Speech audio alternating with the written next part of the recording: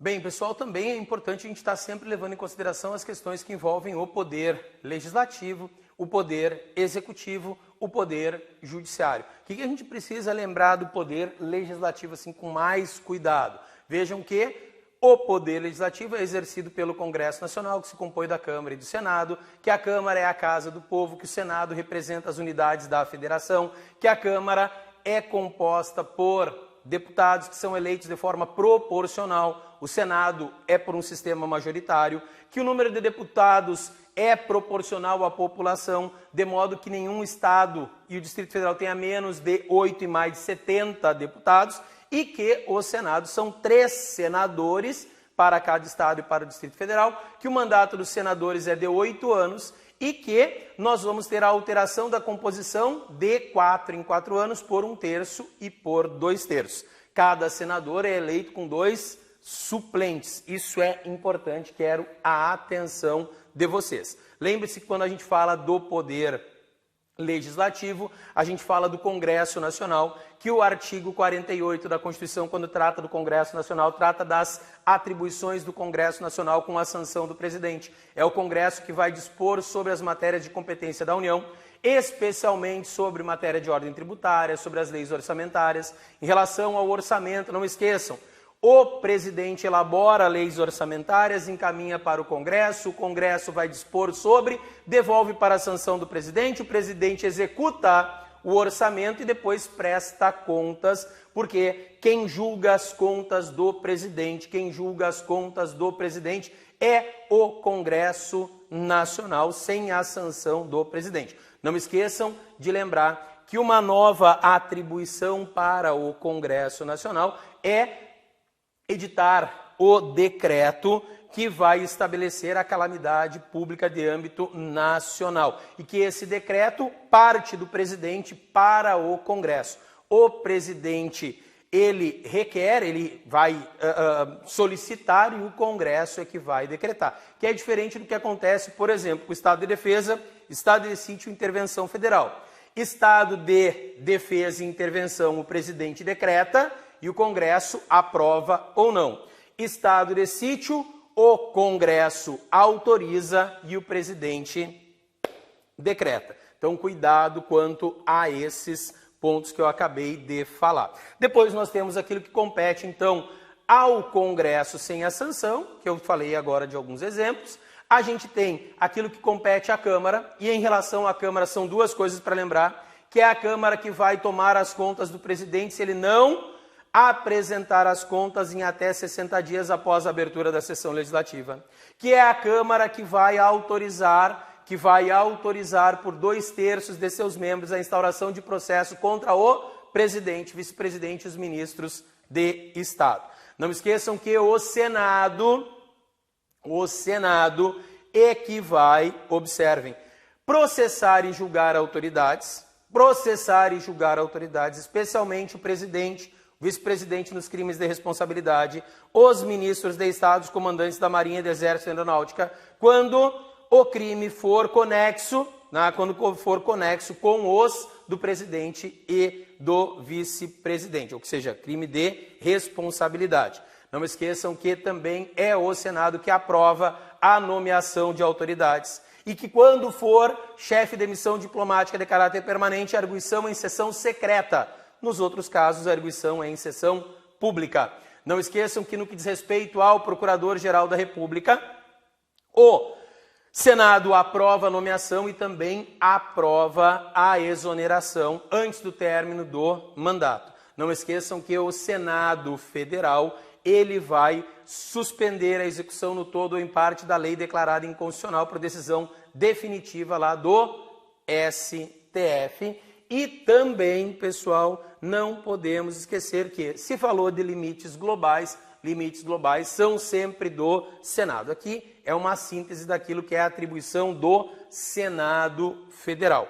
Cuidado com o 51, cuidado com o 52. E aí fechamos as questões que envolvem o Senado, a Câmara, o Congresso. Nós temos as imunidades parlamentares, aí vocês vão dar uma olhadinha lá naquilo que é imunidade material.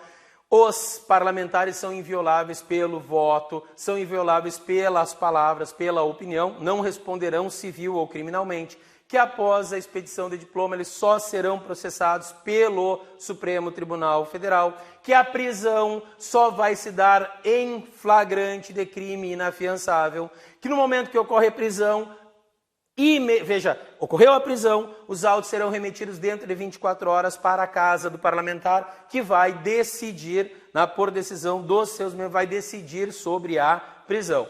Também, quando há um processo contra parlamentar, é importante lembrar que a gente pode ter a sustação desse processo e que, se houver a sustação desse processo, também será suspensa a prescrição. No que se refere ao processo legislativo, cuidado e atenção com o disposto, e aí eu vou ser pontual aqui com o disposto no artigo 67, que estabelece a possibilidade de matéria que constou em um projeto de lei que foi rejeitado ser apresentado na mesma sessão legislativa por decisão da maioria absoluta dos membros de qualquer uma das casas do Congresso Nacional. Não esqueçam das questões que envolvem o veto. Não esqueçam de dar uma boa olhada na medida provisória também. Acho importante que vocês vejam o artigo 62 e que o artigo 69 fala que as leis complementares serão aprovadas por maioria absoluta. Fechando o Poder Legislativo, do Poder Executivo, que vocês precisam saber necessariamente para a prova é que, havendo vacância do cargo do presidente e do vice-presidente, serão feitas novas eleições em 90 dias após a última vaga. E se isso ocorrer nos 2 últimos anos do mandato, as novas eleições serão pelo Congresso Nacional, veja, serão de forma indireta e num prazo de 30 dias após a abertura da última vaga. Não esqueçam que o vice-presidente sucede o presidente e que serão chamados ao exercício da presidência, em caso de vacância do cargo de presidente e vice-presidente, o presidente da Câmara, o presidente do Senado e o ministro-presidente do STF. A responsabilidade, veja, antes de falar da responsabilidade, é preciso lembrar em relação à questão que envolve o presidente, a sua responsabilidade. Nós falamos que quem julga crime de responsabilidade vai ser julgado pelo Senado, quando for infração penal comum pelo STF, sempre com autorização da Câmara dos Deputados, por 2/3 de seus membros. Não esqueçam que o presidente ele será suspenso das suas funções pelo prazo de 180 dias, depois de recebida a denúncia ou queixa-crime pelo STF, depois de instaurado o processo pelo Senado, quando for crime de responsabilidade. Fechou 180 dias, o presidente volta ao exercício das suas funções, sem prejuízo da tramitação regular do processo. Também, pessoal, não esqueçam de olhar as atribuições que o presidente pode delegar. Artigo 84, inciso 6, dispor mediante decreto sobre. Artigo 84, inciso 12, concessão de indulto, comutar penas.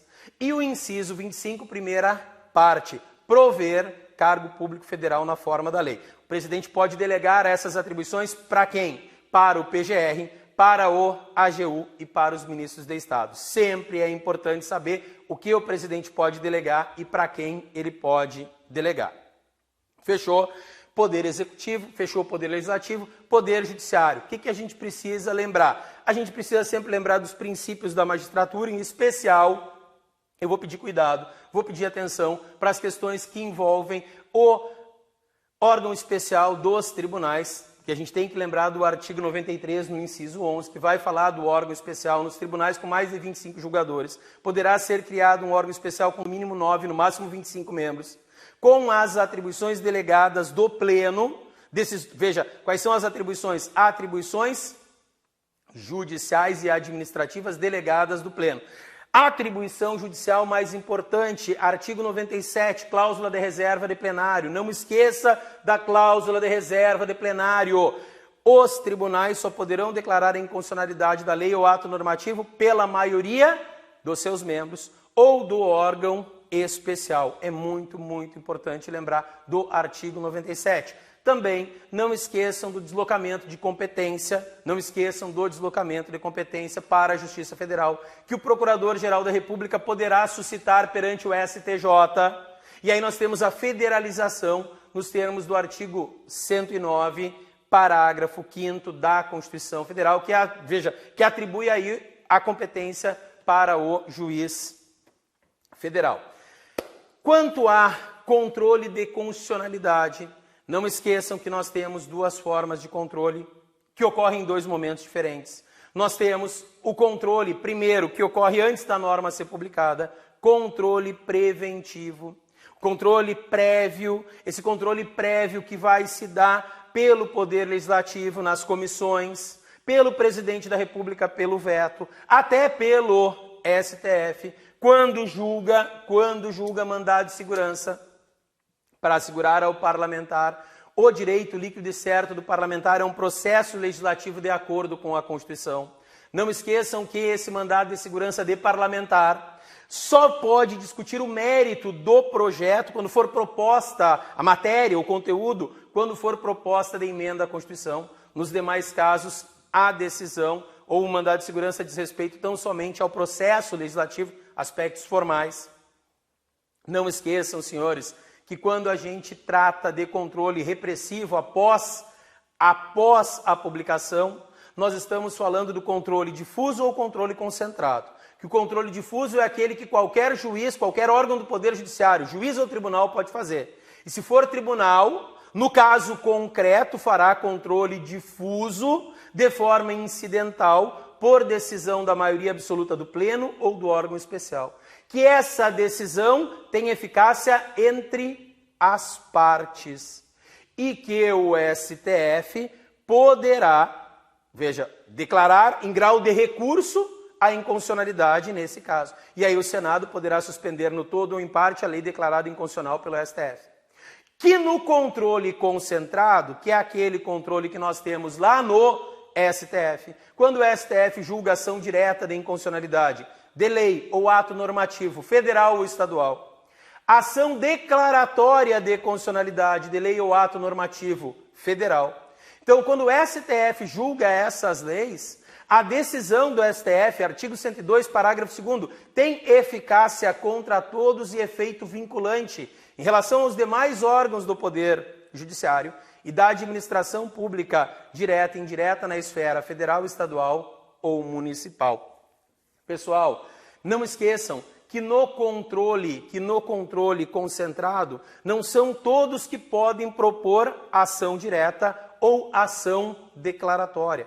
Que a ação direta e a ação declaratória podem ser propostas por quem? Lembre-se, 4 autoridades. Presidente da República, PGR, o governador de estado e o governador do Distrito Federal. 4 mesas.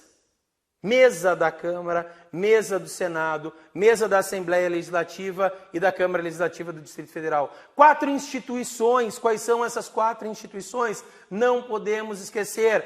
Partido político com representação no Congresso Nacional, Conselho Federal da OAB, entidade de classe de âmbito nacional e confederação sindical. Aí nós temos quem pode propor a ação direta, quem pode propor a ação declaratória. É muito importante ter essas referências. Vocês precisam pegar o artigo 102 e ver o parágrafo 1º, 2º, 3º. Vejam os parágrafos do artigo 103. É importante ter cuidado quanto a isso. Saber quem são os membros do Conselho Nacional de Justiça. Me veio aqui, Conselho Nacional de Justiça, não podemos esquecer, são 15 membros. Não podemos esquecer do Conselho Nacional do Ministério Público, a composição de um, a composição de outro. Do Conselho Nacional de Justiça, 3 ministros, um do STF, um do STJ e um ministro do TST. 3 juízes, um desembargador do Tribunal de Justiça, um de TRF, um de TRT. 3 juízes, um juiz de direito, um juiz federal e um juiz de trabalho.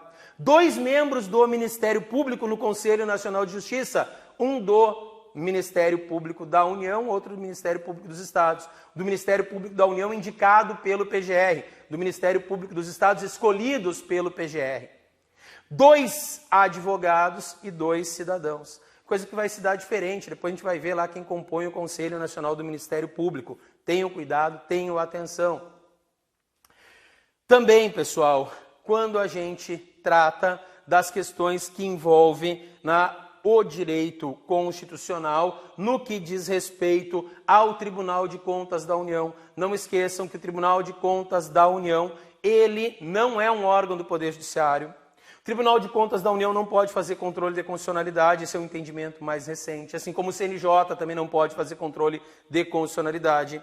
O Tribunal de Contas da União vai, depois que recebe as contas, ter 60 dias para elaborar um relatório sobre as contas do presidente, que são julgadas por quem? Pelo Congresso Nacional.